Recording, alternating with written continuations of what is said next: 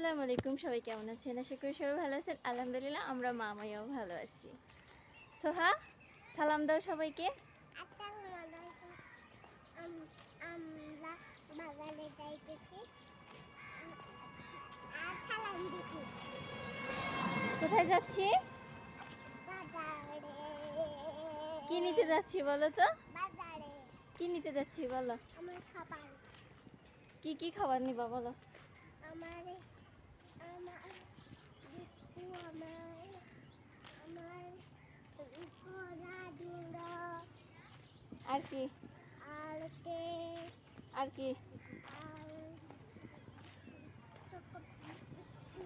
আর কি?